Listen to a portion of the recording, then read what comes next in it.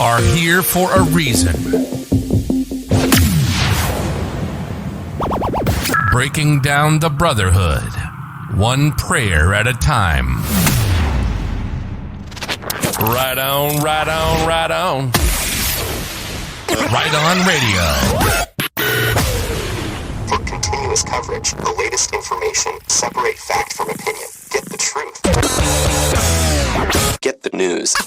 You're listening to Right On Radio. You are here for a reason. Wow, Jeff, that text that I got, I'm really glad that you stuck around so that we can share this with our audience. For those of you wondering, just in case Jeff airs that it's another day, we did not have time for a wardrobe change. And this is what day is it, Jeff? Tuesday?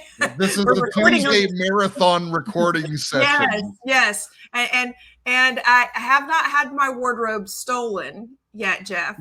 But, with the people that we're bringing the stories out for, the one today, especially, as well as the Megan Walsh story, this kind of piggybacks on her story as well, but a completely new one from Chaz Morgan, who is an MMA fighter. But Jeff, you know who his best friend is? Jason, the husband of Britney Spears. And Jason has lived with Chaz and told all. He has told all. And the reason Jason is not on himself is because he has been in prison falsely, according to Chaz. So we would like to welcome Chaz to tell the story and help get this out. Chaz is the father of 3 children who they've tried to take his children from him. So imagine you give somebody shelter and the next thing you know, your children are gone too because they don't like what you're saying. That's the way this works, Jeff. Didn't you know that? We're certainly starting to discover that. And just before I bring Chaz into the room, I want to just say, because we talked for, about 10 minutes before hitting the record button here. And Chaz said it, I think no less than 3 times, maybe even 4 or 5 times, that he is only doing this for his kids. And so I want to make sure that people understand this is a guy who just is a loving father, wants to be reunited with his kids. He's been researching. He's actually been learning the law to represent himself. And by the way, Christy, you pulled off a miracle getting a lawyer for Megan. Yeah. So. And by the way, that's Jeff, we may end up having to do one more recording today. I've literally got a text. We may have to do one more. I think we might be breaking more news. Yeah. So I don't know when these are going to all air. Yeah. So it takes time to download and do all that stuff. But yeah, listen, it's a busy day. And hey, without further ado, let's bring in Chaz. He's a brave man, that's for sure. And Chaz, welcome to Right On Radio. Hey man, thank you. Appreciate it. So Chaz, I don't know where you want to start with your story, but everything has to have a bit of a beginning. You've been doing this for actually a very long time, been doing some research on that. Tell us what gave you the spark. Well, as you said, I just want a disclaimer out there that the reason that I'm doing this is not, this is Jason and Britney's story, but we're all intertwined in this story and this abuse that we've been under. But my reason for doing this is to, number one, help Jason get out of jail because he's in there falsely, and maybe help bring some more awareness to Britney's case because she's still a slave. She's still a prisoner in her own life. There's a lot of misinformation going around.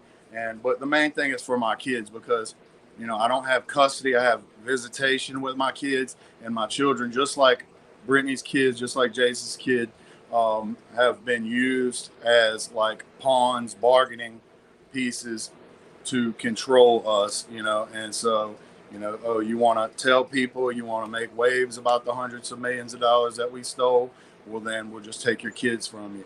And so that's what's happened to me. And so I began a fight to get justice. You know, I kept going through lawyers and lawyers and lawyers and lawyers, and I kept catching them in lies. And so then I finally called a corruption hotline, and they was like, well, do you have your lawyers lying on video? And I was like, well, no. And they said, well, if you don't have that, you got nothing. So the next lawyer I had, I started recording him, and I had hopes he was a straight up guy, but he wasn't. And so I had phony restraining orders put on me, which is called a silver bullet. Read the respondent from Greg Ellis, forwarded by Johnny Depp.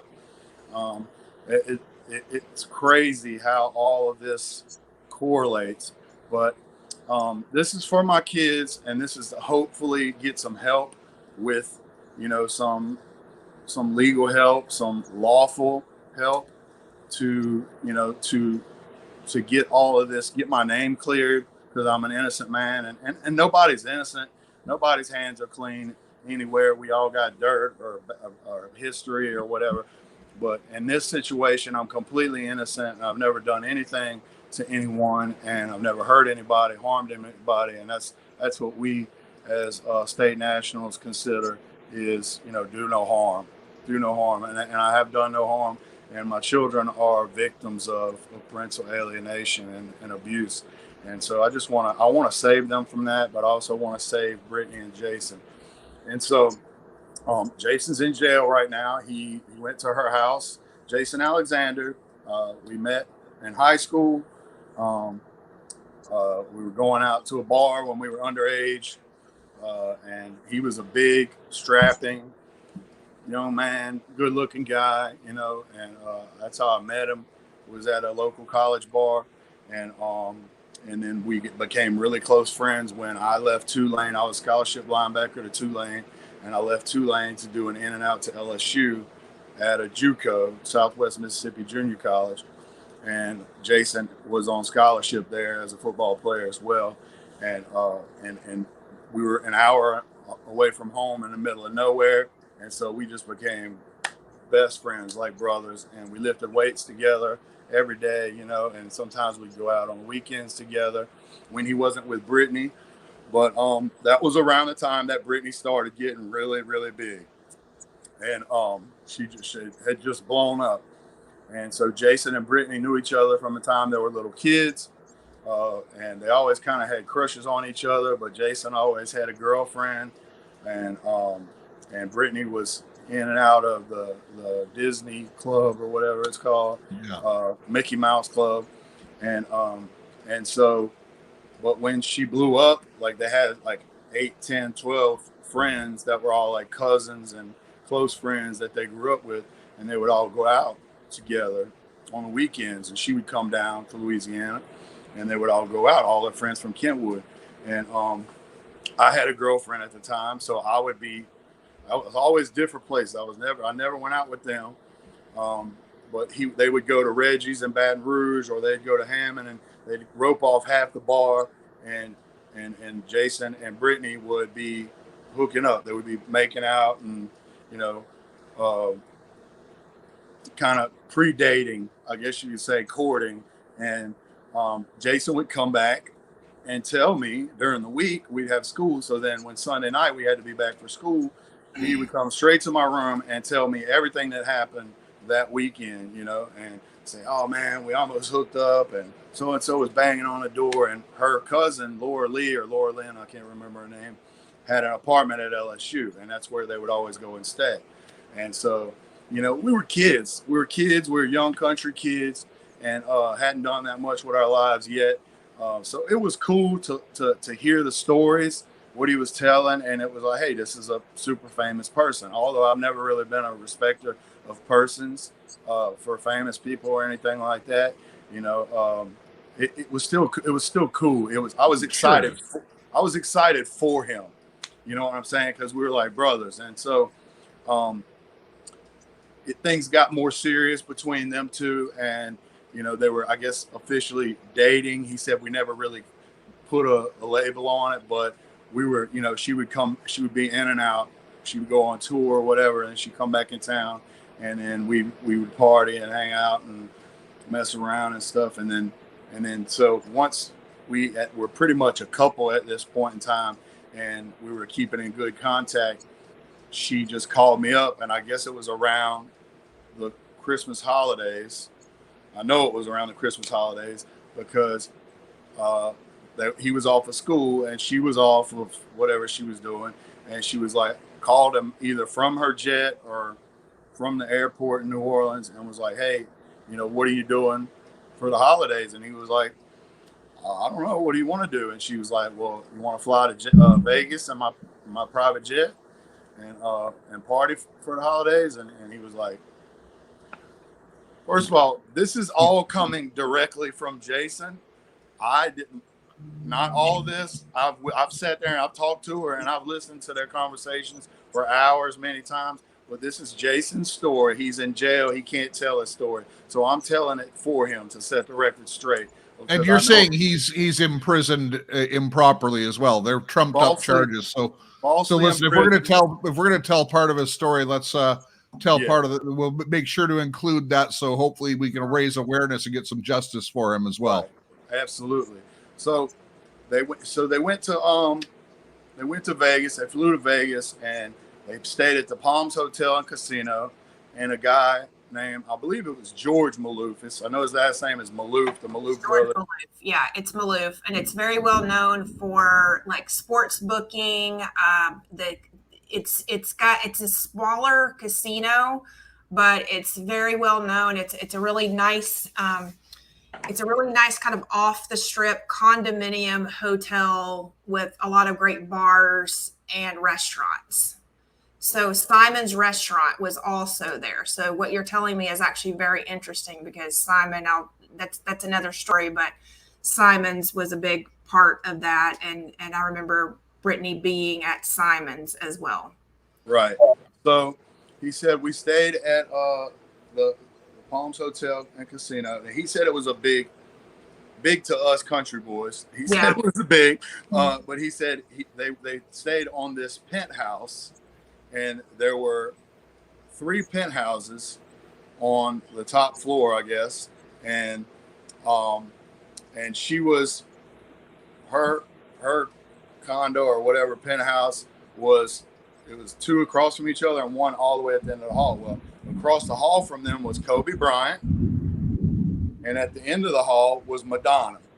Now, both of those names we know as being connected with the Illuminati. Kobe died in a helicopter crash after he died in a helicopter crash on The Simpsons. We know it. So, that was a sacrifice.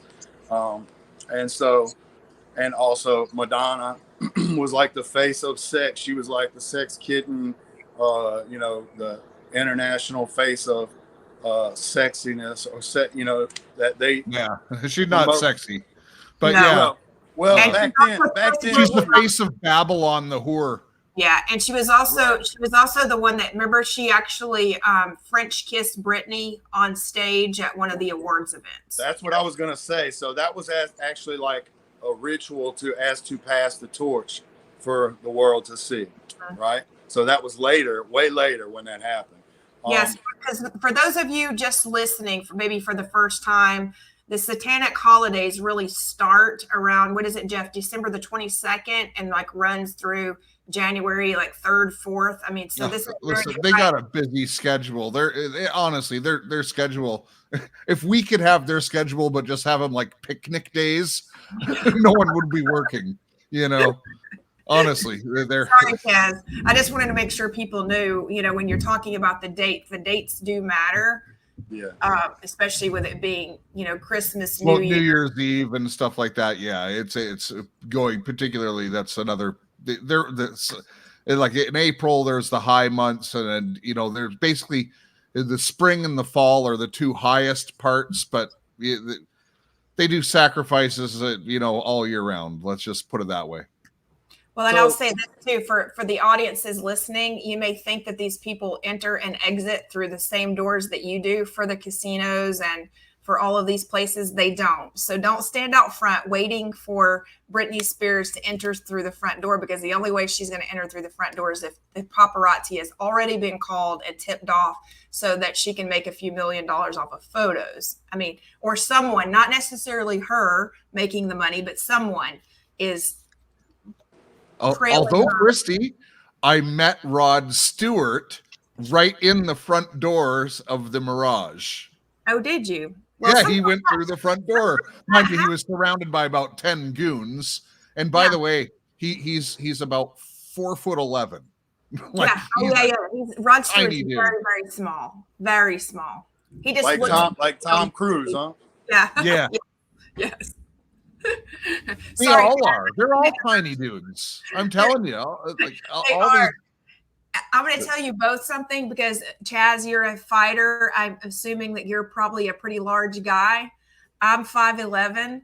Anytime I've ever been photographed with a celebrity, I've been accused of like being photoshopped in, and I'm like, no, really, Donny Osmond fits underneath my armpit. Okay, like, really that small.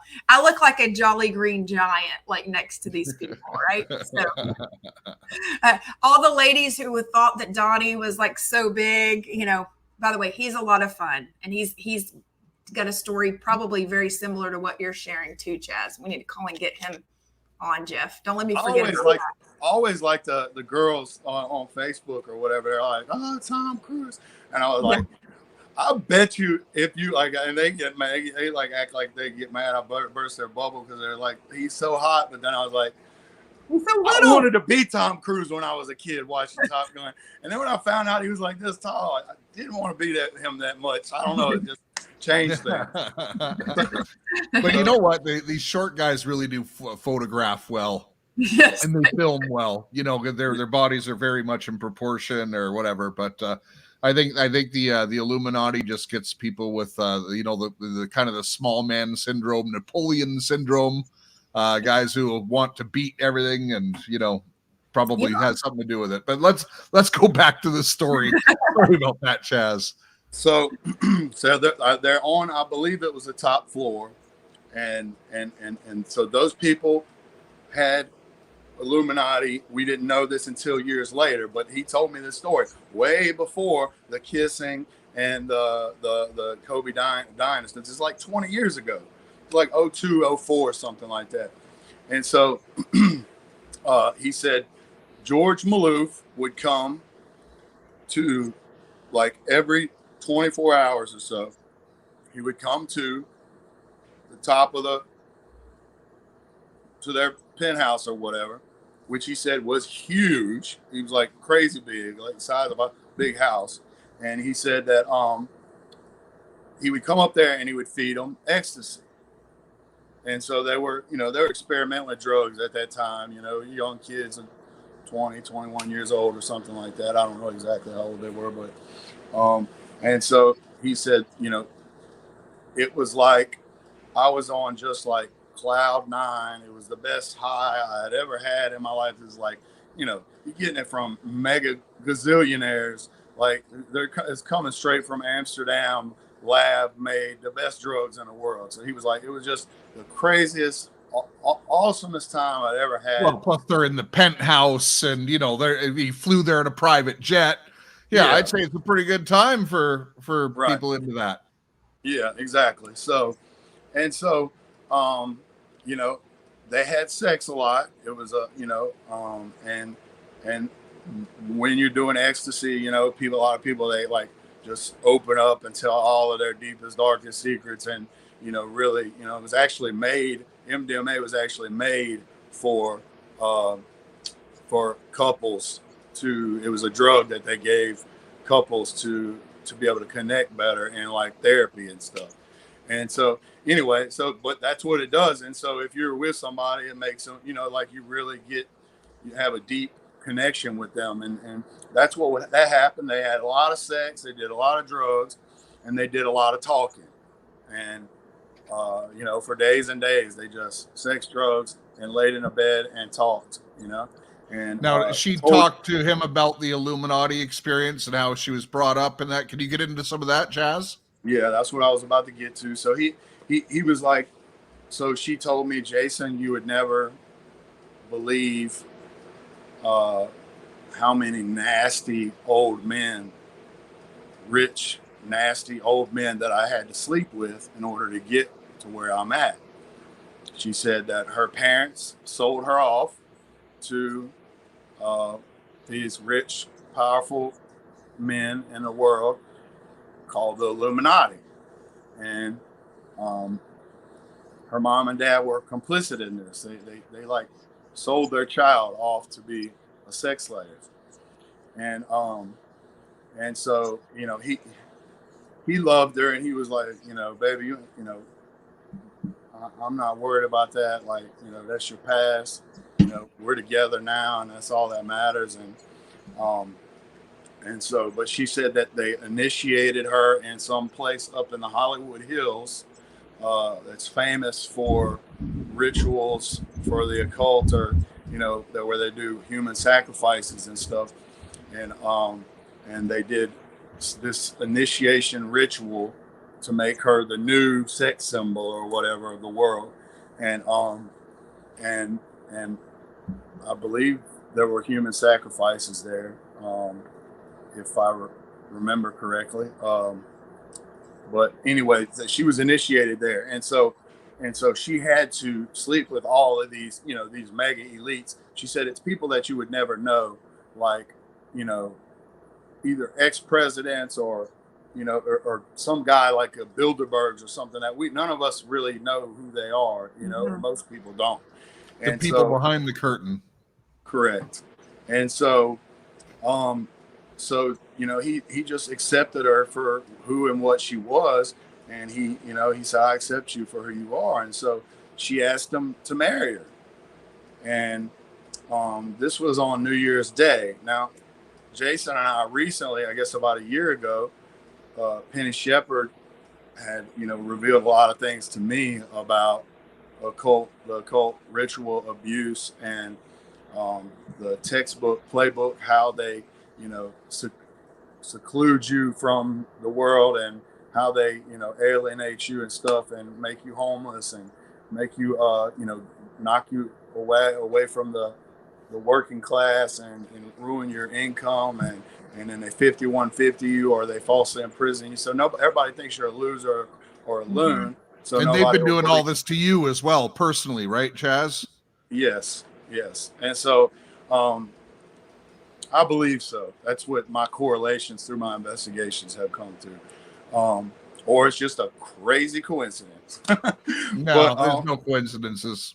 Right, exactly. I don't believe in coincidences in life. So she said, let's get married. And this was on New Year's Day. And he remembered this, talking to Penny, and she wanted to know what day was that, because she was writing a bunch of notes down. And he said, it had to be, it was New Year's Day, because I remember we went out and partied the night before for New Year's Eve. And it was a big party, you know.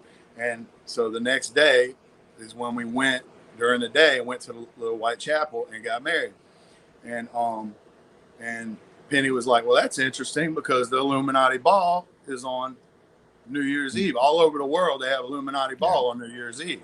So that's where they were partying at, apparently, you know.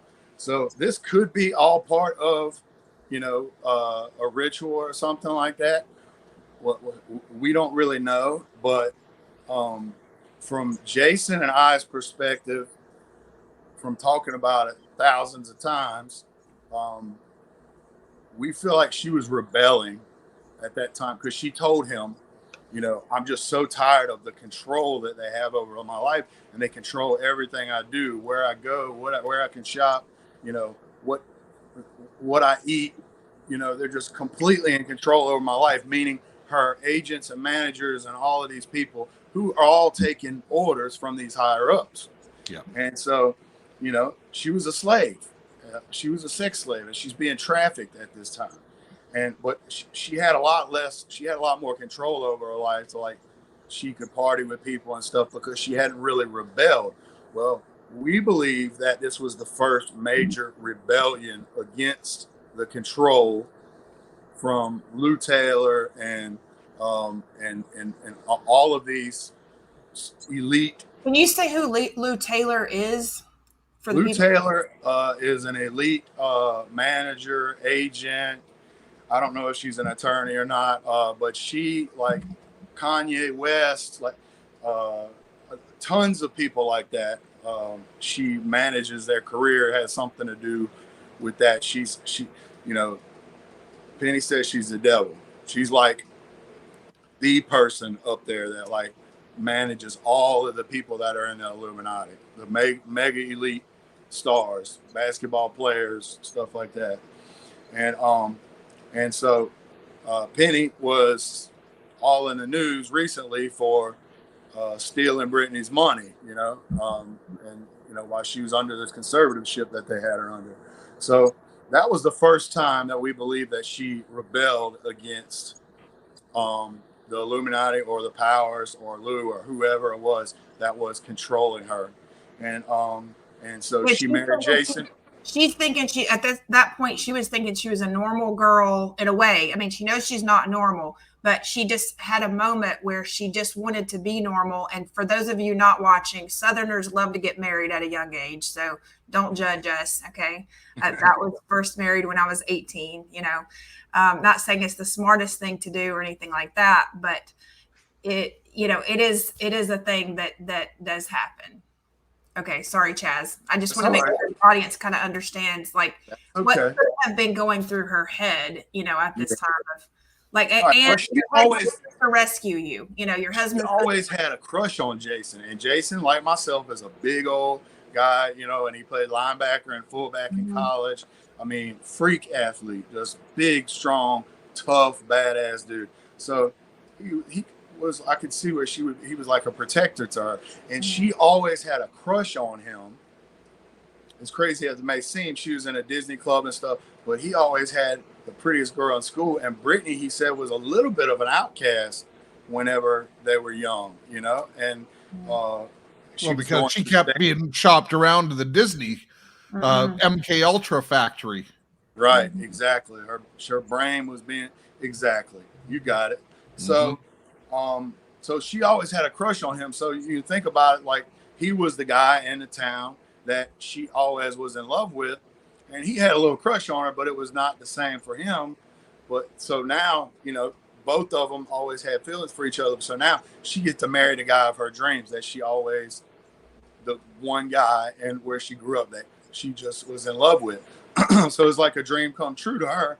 And so they went and got married, and then they were coming down from this big trip, this big high that they were doing. He said after 7 or 10 days or something like that, no sleep, he said, I fell asleep, and or we fell asleep, and he was like, and I must have slept 10, 15 hours. And when I woke up, Britney wasn't in the bed. She was nowhere around.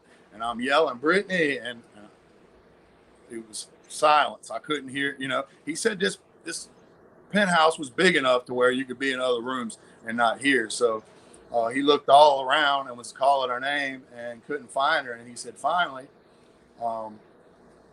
in all the way on the other side, there was a huge bathroom. It was all white marble, the size of this room. This room's probably 40 by 20. And there was like a bunch of huge showers with like multiple showers in it, like a college football locker room, and benches and stuff, like for a sexcapade, basically. And and he said he went in there, and when he opened the door, his jaw just dropped, and he was like, and so Britney and like 8 or 10 other people were having a full-on orgy. And I'm not telling this to hurt Britney, because I feel like she's my sister. I love her for Jason, and I hope that they are happy, can free themselves from this control they've been under. I'm not doing this to hurt her reputation, but to let people know that the type of control that she's been under, this is just part of her Yeah, I don't think she organized it. No, You know, she no. was Right. forced to participate in it, most likely, think- right? I think our audience can see past that she was not in control of her situation.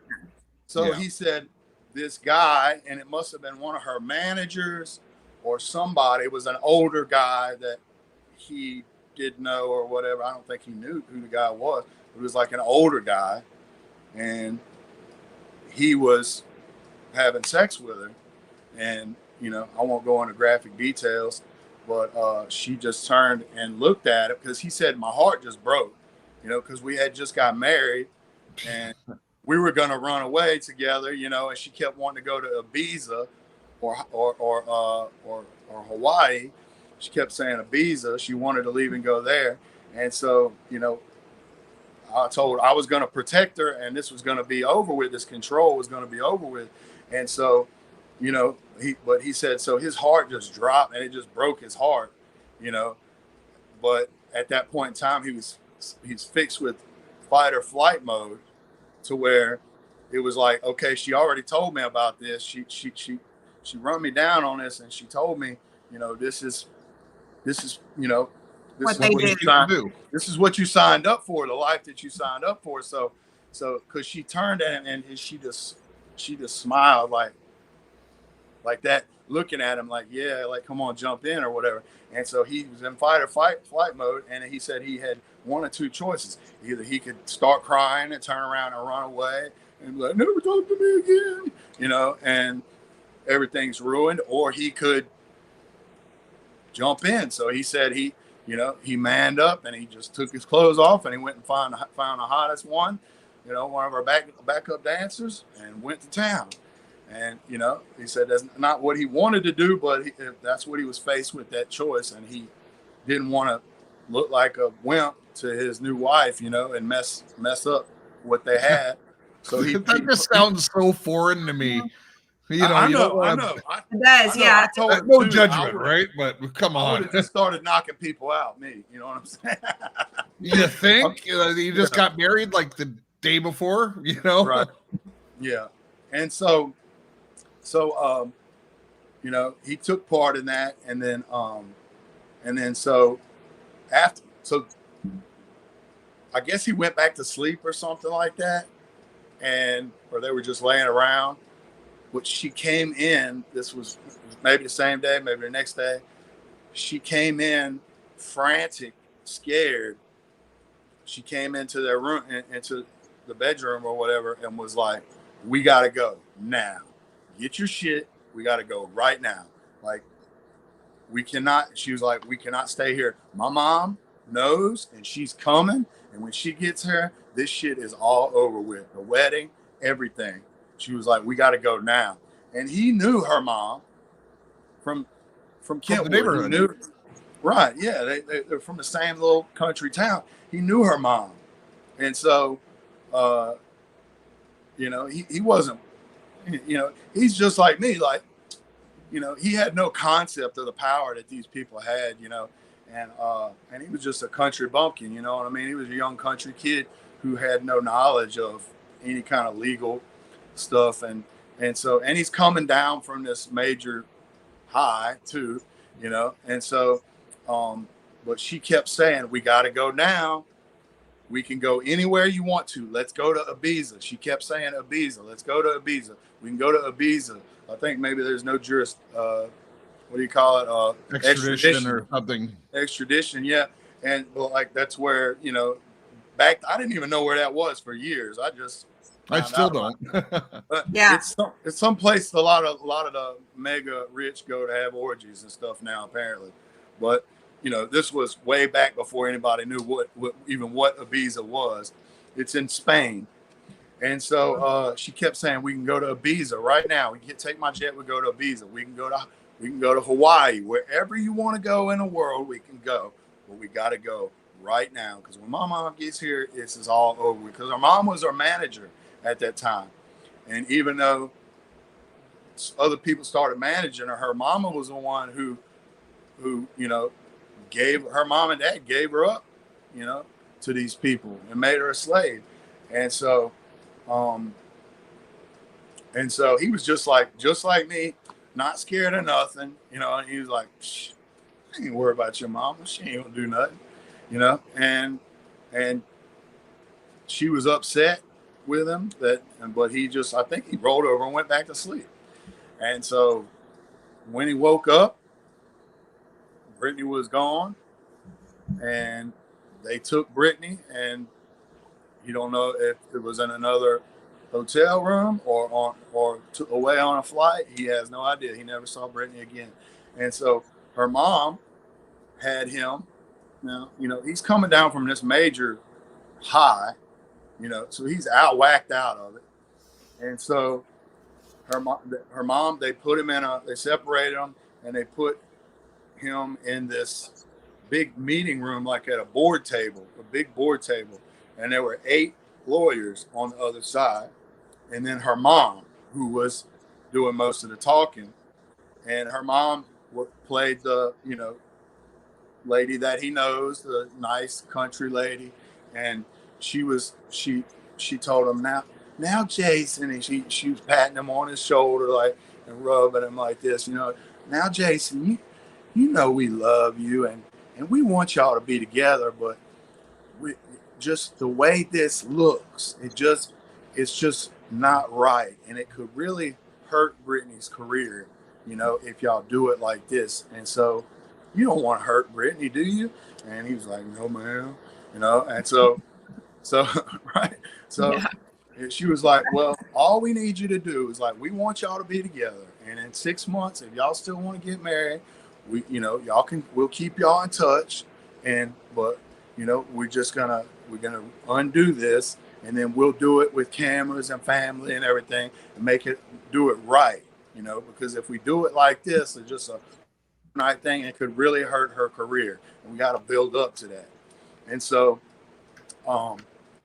he believing, being a dumb country kid, and believing this lady that is known all his life, he did what she said. And he said it was like 8-10 pages of, legalese, lawyer mumbo jumbo. By the way, he had no attorney present, correct? Correct. Yeah. And so they probably said that one of those 8 attorneys was his. I was going to say, by the way, if you have not personally hired an attorney that you know, love, and trust, never sit in a room with attorneys. Don't say anything, don't mention anything, and definitely don't sign anything. Well, I learned that the hard way. Yeah, and so we on yesterday's show we talked about the state national thing, and you mentioned it a bit, Chaz, but David Straight has been out there saying that the bar is actually the biggest enemy of the people, and he's probably right, because that's the mechanism through which the Illuminati works. Every sheriff, almost every sheriff, every like politician, they're all lawyers. They all are part of the bar, and it stands for British. Now, just think about that for a second.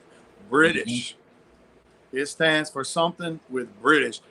We are all indentured servants to the crown, and nobody knows it. This is the biggest scam going on, and it's been going on for many years, and I can go way off into that, but I'm going to keep on subject because I'm bad at going off on tangents.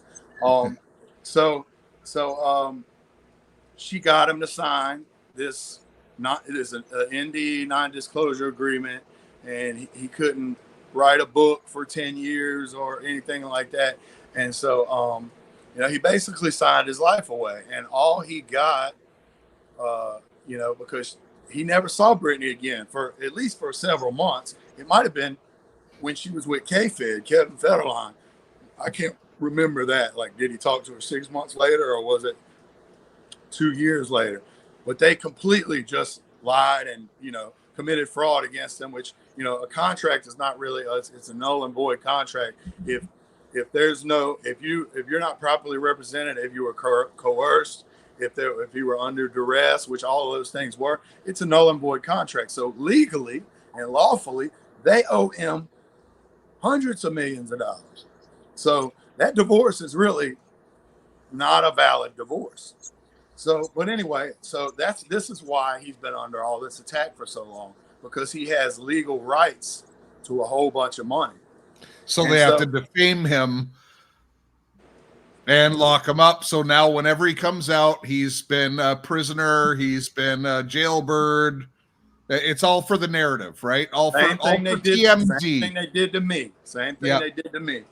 Yeah. And so, you know, he signed his life away, and so ever since then he didn't talk to her for a long time. And then the next time she had been handled. You know, there were MK Ultra handlers, and there's these big black box security handling her and stuff. I mean, these people are CIA operatives and stuff, so they know how to break your mind down and reprogram your brain, and it's a real sick thing, you know. And so that's why people say, like, local people are like, oh, well, but look at her videos now. She's like half naked, or she's naked and she's doing she is crazy. She needs to be in another house. Well, what happened was, you know, they would program her, and then she would veer off and break away from the control that they had her under. So the first time was with Jason, and then the second time was with K-Fed, when she was with Kevin Federline, and that's when she shaved her head and had the umbrella and was beating his car or whatever. She was going crazy because she was being complete. She was a slave, a literal slave. The programming in her head, you know, messes up with people, and if they go off script, they go really crazy off script. Yeah, and so she was fighting. She was fighting for her life, is what she was doing. But everybody else sees, oh, she shaved her head and she was going berserk. Well, you would too. So would I. Anybody would that was going through that. You know, the things that we've been through with our kids and stuff. Anybody, you know, dads are killing themselves by the millions all over the world for the silver bullet, for false allegations and being 5150 or false charges on them, you know? Yeah, restraining orders and all kinds of things. And don't get me wrong, there are victims out there, but sometimes the victims are men. And and those men need to have their fingers cut off, every one at a time.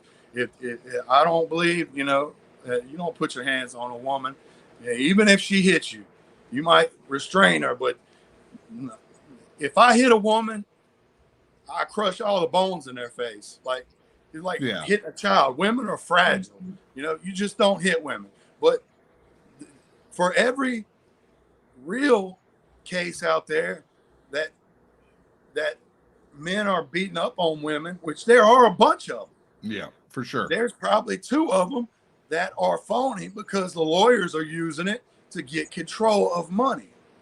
And so anyway, so we get closer to now, to the present time. So in the last few years, Jason has you know, he's been under coercive control, and it's very similar situation. So he met the mother of his child, Lisa. I don't know what her last name is, but we found out through an investigator that she was she called his dad in Kentwood and Jason was out in LA at the time, and to do an interview with him and to follow up on him and Britney's story. So it turns out there's pay stubs where she got paid in her account from one of the accounts that was attached to the management company and what do you call it? The thing over her life, the conservatorship. Yeah. The money was linked. So this lady comes and meets him, and she's just a few years older than him. She's a pretty lady, he said. And so, you know, they ended up hooking up that right off the bat. He said, I don't know why I answered this. My dad said this lady wants to do an interview with you. So I took the interview, and she said, well, I'm right here in LA. And so they came and they met and they hit it off. And, you know, I guess he was down and out. And so he ended up honeypotted. He got honeypotted. Right. And so he still doesn't never honeypot me. He still doesn't want to believe this. That she was a plant.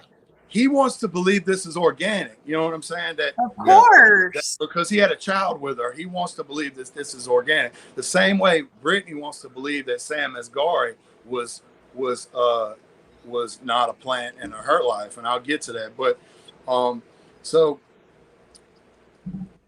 after they dated a few months or a year or something like that, they were in San Francisco where her mom lives. And she's a drunk. She drinks wine every day, like a lot. And she gets belligerent and abusive. And she was outside their building, apartment complex, whatever. And she was going nuts, screaming and cursing and calling the cops and stuff, and throwing his stuff out the door and stuff like that. And so he, they were basically married at the time, like common law married. So he just scoops her up like you would your bride through the pathway or whatever, through the over the threshold. Just so you right. A romantic lift. So they didn't go to jail for disturbing a peace or whatever, and so he was just looking out for both of them, and he had her like that. Well, she was kicking, her legs were kicking and like that, and as he went around the corner, it was like a brick wall corner, and she kicked that brick wall with her shin, and it broke her leg, snapped it, and of course he was like, oh, like he was so sorry, and he didn't do it. She did it to herself, really. But anyway, so she called the cops. The cops came, and she never got him out. She deliberately did what I believe she was programmed to do, which was, defame him. And so he went to jail for like 4 or 5 months for spousal abuse. It was an accident, but she didn't. Most girlfriends, and trust me, I went to jail for 90 days, falsely in prison for nothing. And I talked to a bunch of dudes in there, and like most of the time the girls they always say, oh, he choked me. And then they turn around and they go to the DA 2 weeks later and they start missing them and say, look, I said that, but it wasn't true. And, I want my husband or I want my boyfriend back. Please let him go. Please don't press charges on me. And they let him go, But if you're in the public spotlight, you never see that retraction. It makes the story and then that's it. Well, she was a nobody, and she was just, according to him, she was a nobody, and she was just like obsessed with Britney Spears and obsessed with him. And it was like, so she was a fan, and I guess he liked that. He was taken back by that. So, they hit it off and ended up hooking up. And then but she was very jealous of Britney, and but look at it from her perspective. She's living with her idol's husband, right? Yeah, exactly. So she was obsessed with him, and so she left collecting money at the same time from. And so she was paid by somebody that works for Britney's. Yes, because I'll tell you what they do. They send someone else in to entertain the husband, right? To get them like all distracted and whatever they, anything but to come back to Britney so that they can show Britney, get his mind off of her and get him occupied with somebody else. So that's what she did. She left him in that.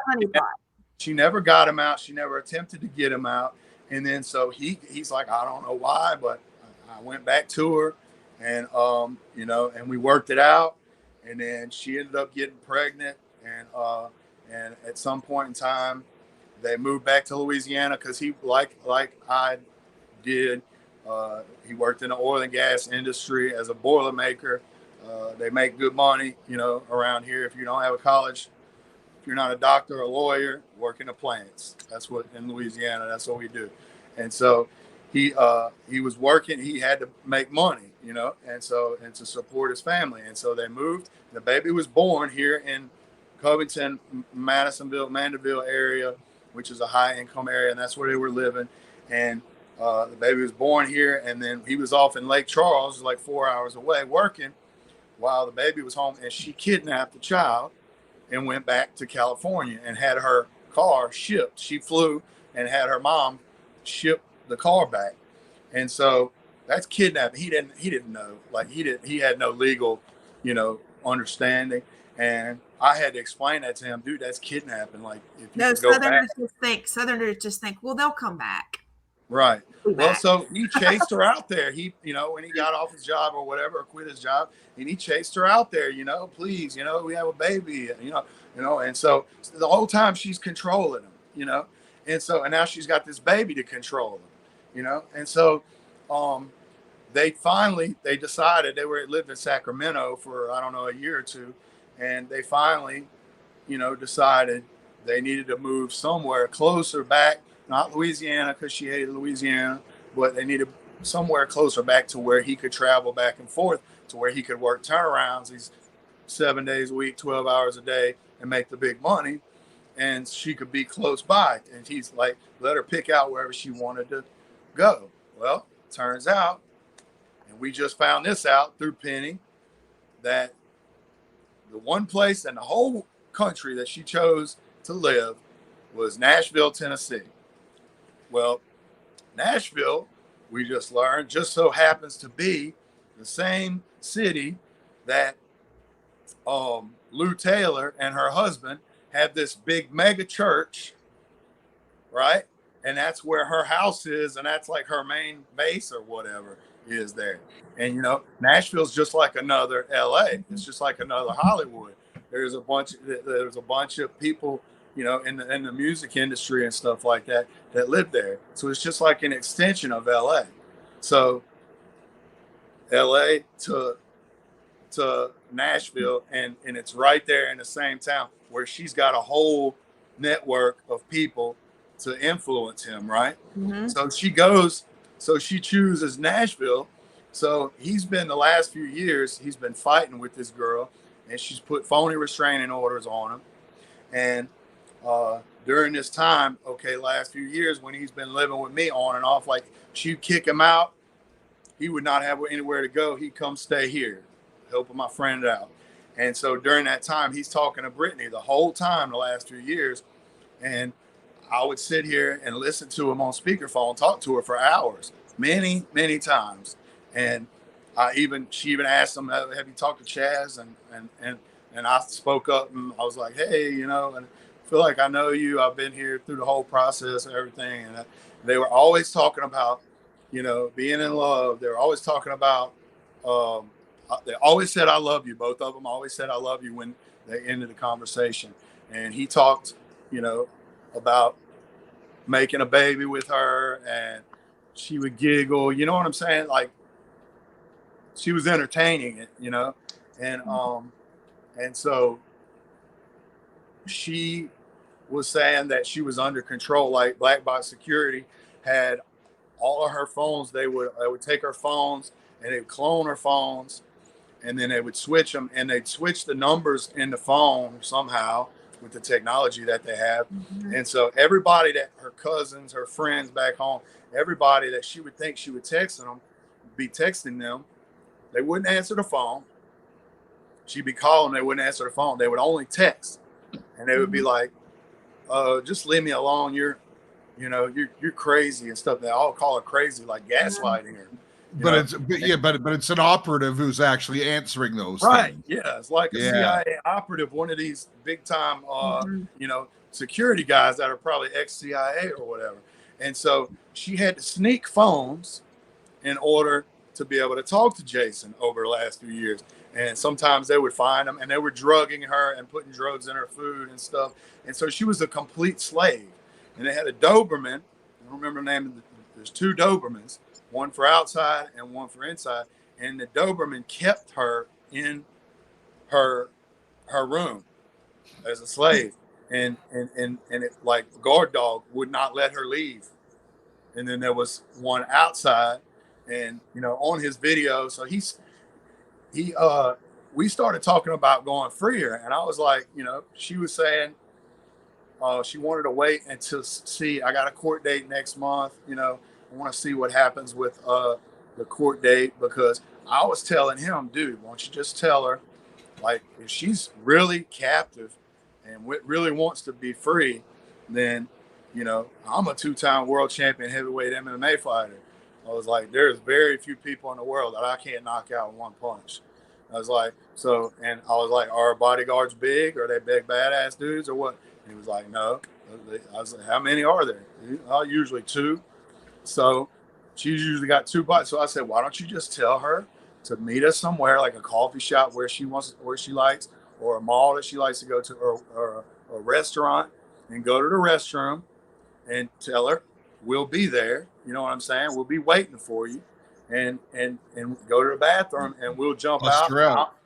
I'll knock one of them out, and then Jason, you knock the other one out. If you can't knock him out, we'll jump him and knock him out, and then she's free. And then we'll jump in a car and take her on a plane, and they can run away again to Ibiza, where she wanted to go, wherever we want to go, to get away, where, you know, this time they could get married for real. And this is what we talked about. And so, but she wanted to wait. She wanted to wait until she saw what happened. And then in the Supreme Court, I guess it was. And so that's when she recorded. You can tell she because she couldn't say that she recorded it, but you can tell she recorded that recording of her talking to the judge in the courtroom, because you can hear the phone dinging. It was in her phone. It was her phone recording what she was saying on the stand, because she never got to speak for herself, because they were just, she's, you know, not able to speak for herself. She's like a invalid or something, you know. And so she finally got to speak to the judge, and that's when she said, look, I can't take my IUD out. I can't have a baby. I can't eat what I want to eat. I can't have friends. I can't go somewhere, ride in the car with my boyfriend. You know, I can't do nothing. And that was her own phone that recorded that. Yes. And so I think she released it. Some news there. She released it to some press. She released it. Now you can hear it. It's dinging. It's her phone. And so that's what she was waiting on, because, you know, she didn't want us to bust her out, because she might be able to get it done legally, you know. And so that's what she did. She released it, and that's what started the Free Britney movement. And so that's when, you know, there was big, all over, people on Instagram, Facebook, Free Britney and stuff, and people are standing behind her and going to her court dates and stuff like that. And it might have started before then. I'm not sure. Yeah, I think it did start before that, but it certainly reignited the fire behind the campaign. But her fans have known she's been MK Ultra for a long time. I'm not a fan. I don't dislike her, but I look at her like my boys. You don't strike me as like a person who sits there with the headphones dancing to Britney Spears. Well, no, I'm just saying, like, it's just like the only reason I got anything to say about Britney Spears is because my best friend married her, and we've lived this whole thing together, you know, and I've been eyewitness to all of this stuff happening to the dude, you know. And so all of this time they're telling each other they love each other. So some things started changing after that recording came out, because then they had to play Damage Control, right? Mm-hmm. So they made it appear as if, you know, oh, this, and then automatically now Sam got engaged. Well, before that, I'm sitting there listening to her in the back room, in Jason's room, telling Jason that, like, she wondered if he was gay, because he's never around. He doesn't, you know, he's hardly ever there, you know. And it's just like, it's almost like she didn't want to believe that, just like she wanted to believe it was organic too, because she had nobody. The Team Britney, her managers, her publicists, all of that stuff, anybody that got close to her, they would fire him. Mm-hmm. So her makeup artist, she got close to him, they fired him. Hairstylist got close to him, they fired him. So nobody could help her escape. This is how serious this is. Real life slavery. Mm-hmm. And so right around that time, that's when Sam, when she was telling us, well, I don't know if he's gay or not. She was laughing, making fun of him.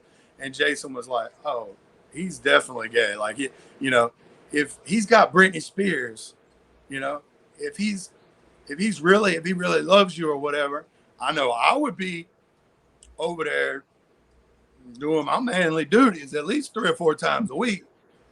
I mean, him too. Like, I mean, she's a hot girl. You know what I mean? Like, you know, either he, one or two things. Either he's seeing a whole bunch of other women on the side, or he don't like women. You know, it's one of the two. And she said that he never like wants to do anything. And so all of her time, every day, she'd be on the phone with Jason for hours, you know, and he wouldn't be around. So I tried to tell both of them, I was like, well, think about this for a while. Nobody's allowed around her. They won't let anybody close to her for years. They won't let anybody close to her. But they allowed this dude to. How's that work? Yeah. Mm-hmm. He was Think put about there. that for a second. They won't let anybody get close to her. Nobody be friends with her. But this one dude, who's a model-looking dude, somebody that they can control, that can manipulate, a handler. Mm-hmm. He's the only one that was allowed to her. Why would they let one person be? Because he would be trying to help her escape if he was really on her side and really and that's probably why they wanted to send in a gay guy, because they didn't want that intimacy to happen. There you go. That I never even thought about it like that, but that makes perfect sense. And so you know, he would be making fun of him and she'd be laughing, you know what I'm saying? And they never had sex, you know, and like she questioned, you know, his. I'm even going to point people to a July 7th post that she made on her Instagram. Jeff, I'll even try to send it to you to see if we can bring it up on the screen, because it's pretty telling for exactly what Chaz is saying. I'm looking some of these things up as you're talking, Chaz, and we don't have to play the sound. So if Jeff just brings it up, everybody will know why it is that he's bringing it up, because this is. You're sending it in the chat. Yeah, I'm going to send it in the chat. Yeah. All right. Is it her singing one of her songs? No, it's actually her with this guy, and you can see his body language. Like, his body language says everything. She's hot, okay. and on a boat. They're out on a boat, and he's basically like just coming away, like pulling away from her almost, like as if he doesn't even want her to touch him. She goes to kiss him, and it looks like he almost turns his cheek. It's awkward. Sorry, Chaz, keep going. And then I just wanted everybody to know. I know about this because in New Orleans, during the time that we were into that like rave scene when we were like 20 years old, there was a lot of DJs, raves and stuff, parties that we all went to in New Orleans and Baton Rouge. And there were a couple of DJs here that were like famous around here, you know, and I never knew it, but they were gay. I found out years later they were gay, but they always kept a really hot girlfriend. And one of them was my friend. And I was in love with her. And I was like, why, she says he never will have sex with me. Like, I don't know what's wrong. He must be cheating on me and stuff. We're around each other all the time. He never wants to have sex. I was like, there's only one or two things. Either he's seeing somebody else. It could be a testosterone issue, but he was like 25 years old. So that ain't it. Either that or he don't really like. And so it turns out several of these DJs that had the hottest girls in Louisiana as their girlfriends were actually gay, and they kept a really hot, beautiful supermodel looking girl with them because it, attracted good looking young men that want to be around them like us, So it makes perfect sense what you're saying. And I never thought about it like that, but about the connection and stuff. But that's just 1 + 1 = 2. If a young virile man is going to want to be sexually active with a beautiful young woman. Yeah, a single guy, that age, Britney Spears. Yeah, of course. So anyway, I witnessed all this stuff, and we had made plans. Jason was like wanting to hold off to the go. Let's just go out there and save her. Let's go knock him out and take her away to freedom. And she wanted to wait and stuff. And so it got to the point where she was like, well, then after she started to get some freedom because of the media, so they had to make it look like she was free. But something happened and she stopped talking to Jason for a while. And because he had recordings. I gave him a phone. So I had this LG phone that I got from Walmart, because iPhones, you can't put this app on it where it records all of the incoming and outgoing calls. And so when I finally had my last lawyer that I knew I was going to record, I told him my number was changed, and I got this phone, and I got a little device that looks like a jump drive, and it's got a switch on it, and it's a high def recording device that I record all my meetings with lawyers and everything with. I got 100 hours of recordings that are proof that I've been set up and stuff. Well, the phone was like that too. I told my lawyer, I got a new phone, call me on this number. So all of my recordings proving that my lawyer threw my case and was working against me, I got it all recorded. So I wasn't using it anymore. So I said, here, Jason, you can just go put $30 on here or whatever and put the minutes on there, and you can use that phone because his phone broke. And so then they were talking. He was like, man, I wish I could have this recorded. Or I wish I could record Lisa and all of this insane attack she's putting me under and stuff like that, because she keeps going to cops with phony stuff. And I was like, well, that phone I gave you, it has a recorder on it. All your incoming, outgoing calls are recorded. So he was like, really? So then he went back and started listening. All of him and Britney's conversations were recorded. And then he started recording him and Lisa when Lisa would be attacking him when he went back to Nashville, and she'd be belligerent drunk.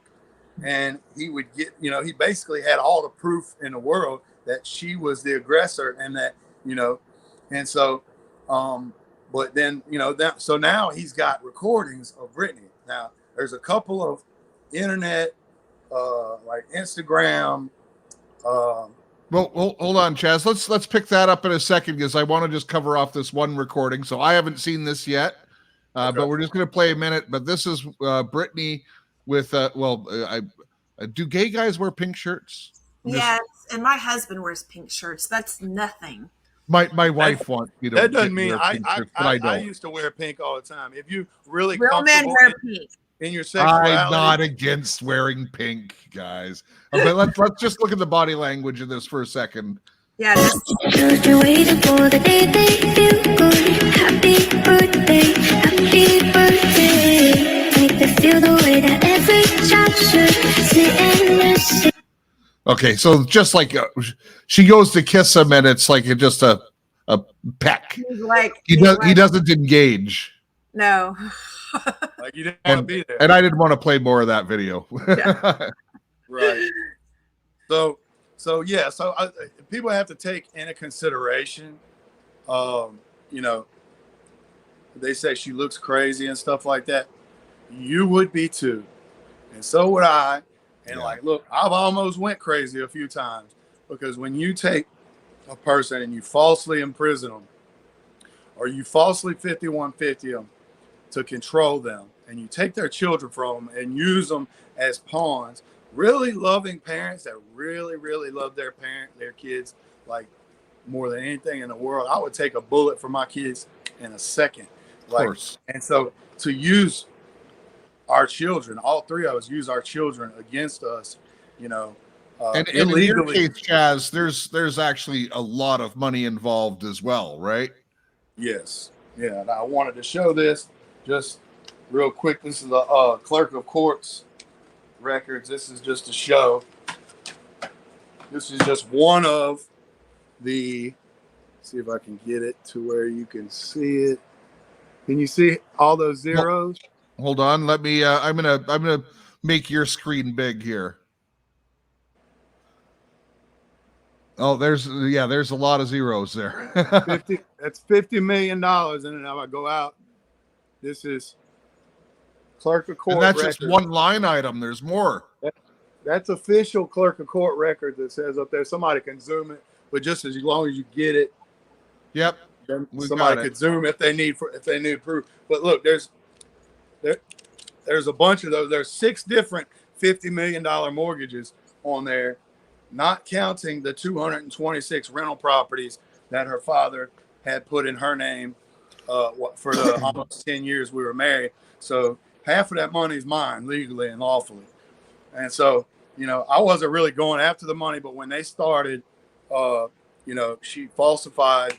This is about your case, correct? Yeah. So Yeah. we're moving. Okay, just to clarify for everybody. So that's how our cases are correlated. It's the mega elites, and her dad's involved in Your ex-wife's dad, your ex-father-in-law. Okay. Right. He's involved and has always been involved in the fixing of the sheriff's cell here in Tazewell Parish. And I don't know if that's still going on because I reported them and stuff. Probably so, because they're very arrogant and just like do whatever they want to do. But, you know, it's a major real estate scam, which I wrote to President Trump about it and emailed him. And at the time, Bill Barr, before we found out that he was not Trump's ally, but, you know, the DOJ, the FBI, you name it, nobody will touch my case. And I have all the proof in the world. And I have, you know, you look at this, just a case. That's all evidence. That's all evidence right here. This is all notes, notebooks full of notes. Like, I'm I'm lost. just going to say this don't take this the wrong way, Chaz, but for a country boy, you look very organized. Well, Yeah. And Southerners are not dumb, by the way. But, No. you know, We're not dumb. for a Southern guy, MMA fighter, this has got to be so hard for you I'm to. dyslexic. I'm dyslexic, and I didn't find out till I was an adult, and I got diagnosed as an adult, and because I've been on, you know, taking medications for ADHD. They misdiagnosed me when I was a kid, put me on ADHD medicine when I was in the 3rd grade. You stopped taking that, right? That's what they try to do. Yeah, they try to put the children on that medication. Yeah, I would never let my kids get on that. But no, I still take it. I can't function without it. My whole fight career, I got off of it and I was on like extreme, like pre-workouts, which caffeine anhydrous, which is almost the same thing, but that makes my blood pressure go really high. Chaz, I need to get you on Switch Away. I didn't even intend for a commercial here, Jeff. Sorry, but I'm doing a commercial break. Switchaway.com/ROR. Chaz, we'll talk about this afterwards because you got to get off that medication. Yeah. You can get off it, and in fact, you should.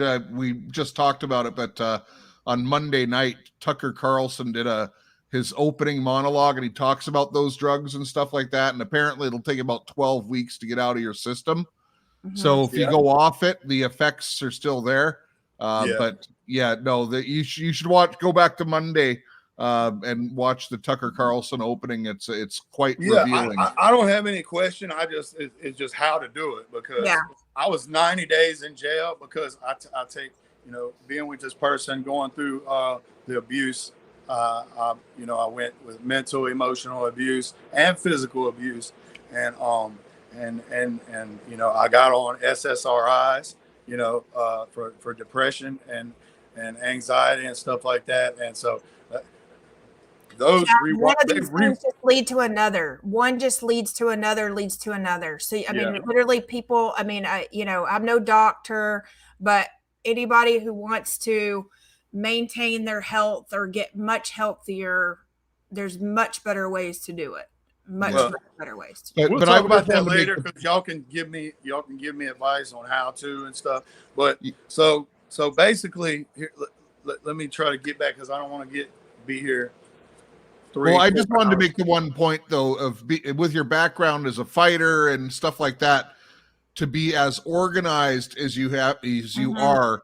This is a tremendous effort, and I think it just shows how much you actually love your kids. Yeah, absolutely. Yeah. I went to the extremes. From writing the president to, writing the attorney disciplinary board, the judiciary commission, everybody, the FBI, the state police, they all point the finger at the other one. I got video recordings of me at the attorney general's office serving an affidavit to the attorney general, and they tried to tell me I couldn't. I said, "You've been served on video." So anyway, but Jason is in jail right now because he got handled in by some handlers that I believe must have worked for Lou Taylor or somewhere in that network. These Christians, now, like, I'm a pretty devout Christian. I read at least a few Bible verses a day, every single day of my life, and I pray with my boys every night before we go to bed, unless they fall asleep or something. But you know, I've been doing that for like 20 years, and the whole time, me and Jason, I've always tried to get Jason to accept Jesus Christ as his Savior, you know, and become a godly man. And he's just always been like, he didn't know, you know what I mean? Like, he was like agnostic, I guess you could say, because he had watched so much misinformation and stuff. So, but he's got an Illuminati right here on his, I got an American flag right here on his inner forearm. He's got an Illuminati pyramid with the eye on the top of it or whatever, and some kind of, now he says that it was because they had such a huge influence in his life, and, you know, it's just like awareness or whatever. I don't know, you know, but I did hear Britney say one time, because, you know, he was giving her a hard time, like, why won't you just, you know, do whatever and meet me, or just do whatever, just leave him and let's just go or whatever. And I think he was giving her a hard time or something like that. And I remember she said, well, you sold your soul to the devil, Jason. And he looked at me like I wasn't supposed to hear that. You know what I mean? Mm-hmm. So I don't know what he got. Well, Jesus can still save him, Chaz. Right. So I believe that. You need to make sure it doesn't matter what he's got on his arm. He just needs to know that he can be saved. It doesn't matter that, you know, they could think that he sold his soul to the devil, but that doesn't mean that he has to continue. No, that you can break that contract, and Yeah, I know the that Holy Spirit can redeem anybody, anything. That's right. Anything that's broken, all things are new, have become new. And Chaz, so for two questions. The first one is, where is he being held right now? He is in and if you go to my Facebook, my Instagram is CHAZ Morgan MORGAN 7, Chaz Morgan 7, and then Chaz Morgan 7. And then and then don't go to my fan page, because that's just an old fight page. There's nothing on there. If you just like Chaz Morgan, you can do it. But I love the likes, but my actual personal page is open, and it's just Chaz Morgan, CHAZ MORGAN, and it's a picture of me in a white hat and a white shirt, and I'm kneeling down with my son at a baseball game, and he's got like a ring for like winning the championship or whatever. So that's my Facebook. So you can go on there and on my Instagram, and you can see lots of stuff on there, lots of information to where, you know, maybe the next time we talk or something like that, you know, I could go off in a million different. Well, I think you've given a good overview today. Do you happen to have any of the audio recordings? Okay, so that's what I wanted to get to. So right now, yesterday, if you go on my Facebook, I did live. He didn't know I was doing it. Wasn't anything shicey or anything, but I just wanted to bring things to light, and I think that's how I got connected with you guys, through Penny. When she saw that, I went on Facebook Live, and the investigator for the Ventura County, which Ventura County is the one with the that's where her house is or whatever, in Ventura County. They put him in jail for trying to go to her wedding. About Britney's home. Right. Yeah. And so Ventura County Sheriff's Department is the one that on the sheriff emblem has got those child molester swirl. It's like a triangle inside a triangle like Yeah. thing. But just like the one of them's called the boy lover and one of them's called the little boy lover, which the circle one is the druid. That's an ancient druid symbol. That's where that comes from, which is witchcraft. But so I talked to him live, and so like hundreds of people saw me talk to him and listen to the conversation, or are still watching. So anybody can go to my Facebook and watch that live recording of me talking to the investigator and telling them I don't personally have in my possession, but mutual friends of Jason and I, because Jason, this is the thing, this is why she got mad at Jason, because Jason played one of the recordings because one of their old associates, Allie somebody, wanted to, and she's a handler too, wanted to believe, wanted to say that it wasn't Britney who he was talking to and stuff. And so he played a little bit of the recording back to show her. And the girl was like, and knew her forever. And she was like, no, that's absolutely Britney. Like, because her voice is different. Because she's got her sex kitten voice is what people hear on TV. And she talks like this. Like, that's her sex kitten voice. But she's got alter personalities, because when they MK Ultra you, they break your mind down in so many different, so you have different personalities, different voices and tones and all of that stuff. So anyway, but she confirmed, I think it's not Allie Carter, but that's the other sex slave. But but this girl Allie, might be Allie Spears, I don't know, but she confirmed, yes, that's Britney.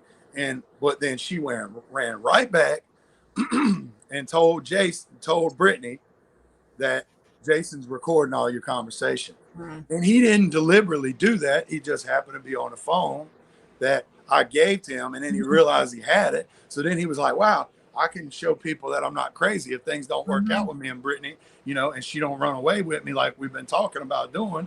And then I can, clear my name as, show at least, hey, I've had a relationship with her all these years and stuff. And so this person and his associates, and several of them in Europe that are well connected in the world and in the music industry and in the social media world, and they promote Janet Jackson and Madonna and stuff like that. So they've been victimized too.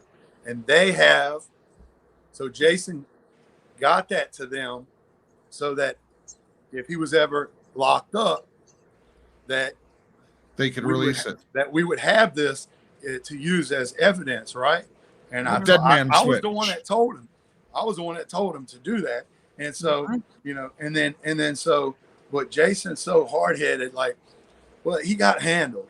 And so they got him to go out to LA. His handlers did, these fake church people, and he dyed his hair blonde, which is a typical MK Ultra. When they've been reprogrammed, they dye their hair blonde. And so he dyed his hair blonde, and then so he's working out, and then so he goes out there, and she got mad at him because of that recording, because she thought that he was going to use it against her, but it was only backup.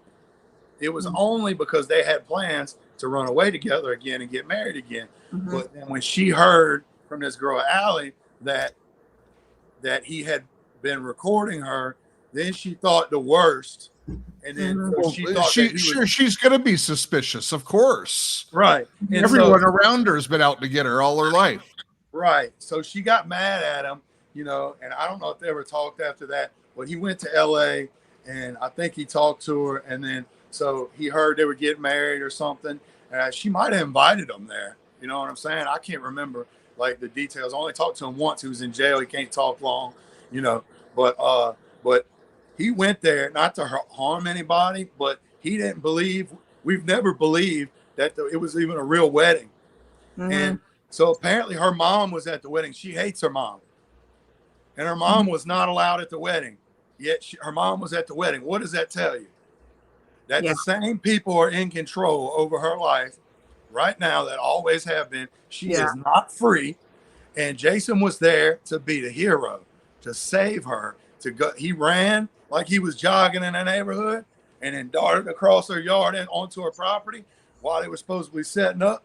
And he couldn't find her. She was nowhere to be found. And it was only just people working there, setting up and stuff the day of the wedding. And he video recorded. I don't have a recording of that. I saw it one time. Like I said, I'm not a fan of none of this bullshit. I do my own research. But this can bring awareness to my case and to their case. It can help all of us out. So that's why I'm doing it. So, you know, but I talked to that guy yesterday, that investigator for the public defender's office, and they all work together. You know, they ain't on his team. You know, they're just looking for a way to put him away. It's an injustice system right now. I told him on the live video, I said, if he's not released ASAP, then those people said that they're going to release the recordings of Jason and Britney, them telling each other they love each other, which is going to prove that he's not a stalker, or what they're trying to say. He's not, you know, all the things that they're trying to say. She's not free. And that's going to prove that she's not free. Absolutely. Yeah, exactly. Yeah. So even them talking about Sam being gay and stuff like that. So, you know, it's all recorded. So if you're listening, I don't have the recordings, but you could come get some if you want some. Come get some if you want some, because I got all you want. All right. But they got in Europe, multiple people have it. And if something happens to any one of us or them, it's going live and it's getting broadcast to millions and millions of people. All the evidence. I have my own ones of these that multiple people have in multiple states, with my whole case file, all the recordings, everything on it. Something happens to me, they already know what to do with it. Very smart, Chaz. And wow, we want to keep up with this, and certainly when obviously we want people to pray that your friend will get out of jail sooner than later, and things will work out. God is in control. We know that, and everything's happening. And I think we're coming towards the end of this, Chaz. Honestly, all the signs are there, and all this stuff has to fall. And man, you know, I actually can't wait to go on your Facebook and see the live you did yesterday. So go on to Chaz Morgan. He's wearing a white hat. He's got a picture with his son on Facebook, and it's Chaz Morgan 7 on Instagram as well. Fascinating story, and you brought a lot of light to it. And I know you can go down a lot of different avenues. So I think we'd like to have you back on the show as well, Chaz. We're at about an hour and a half now. If we go past that, people won't tune in. So we want to make sure to do this. But Christy, can you also just connect us by email? So I got Chaz as well. I'll give you another word in a second, Chaz. Okay. Yeah, absolutely. All right. So, sorry, go ahead, Chaz. Okay. So if you could, please, just to help me, if anybody's watching this, like my add me on Instagram and Facebook, or follow me and like my stuff, like my videos, especially the ones about Britney and about my kids and stuff like that. Because I was shadow banned, and the more I started promoting, anti-sex slavery and all of this stuff, and started showing all of these symbols and stuff, like they really just shut my stuff down. So the more likes and shares and comments, the more likes and shares and comments, the more reality it brings to what's going on in my life, Jason's life, Brittany's life. Yeah, but you're going to have to get off that platform, Chaz. You got to get on Telegram, Chaz. I'm on Telegram, but I don't know. I'm not a techie. I'm dyslexic. I'm learning as I go. You need to start double posting on Telegram so people can utilize your content. So at least the information gets out there, because we're all shadow banned. Absolutely. We're shadow banned. I mean, just show me when Yeah. like later on, like tomorrow or something, because I have visitation with my kids, and I actually going to spend some time with my kids. But it's pure hell. People say, well, I see his kids on Facebook all the time, but no, like I don't have any custody. I have visitation and just spending regular time with my kids. I have to fight, like knock down, drag out fights on doing this all day long. It's pure hell. It's torture. It is. Absolutely. I just want my name cleared, man. Like all of that corruption shit, I don't care about. Let them, y'all do what you want to do. That ain't none of my business. But when you take my kids from me and you falsely imprison me and you put false allegations on me and you ruin my name and you ruin my character, that's when it gets personal. And that's when I'm going to step up and I'm going to keep fighting back. So please like my stuff, Chaz Morgan 7, Chaz Morgan. You can Google me, Chaz Morgan MMA, Chaz Morgan on Facebook. And Telegram, I don't know what. I think I'm Chaz Morgan 34, maybe. We'll find you and share you. My YouTube channel is Godson with a capital G, Godson 34 US. I don't have much on there right now, but there's hundreds of videos that I can put back up now. But listen, what off air we'll make sure we connect and I can get your stuff posted on our Telegram channels and stuff like that. But be very careful with what you put on Facebook, because they're going to take you down. You're going to add all these people. As soon as they come on, you're going to be gone. So be very careful about that. Anyways, let's end it here. Hang on in the back room for a second, Chaz, just as we go off air. I'm going to run the outro. Okay. And we'll talk to you for a minute or two, and then we'll get out of here. So remember, love your God, love your family, love your neighbor as yourself, and make a difference in your community. Man, we really appreciate each and every one of you hanging on here. And we'll be back to you. The American flag. Amen. All right. So we'll see you next time on Right On Radio. I think we might have a special program on Saturday or something like that. So, I hit the wrong button. This is the button I wanted to hit. Good job, Jeff. See you next time, everyone.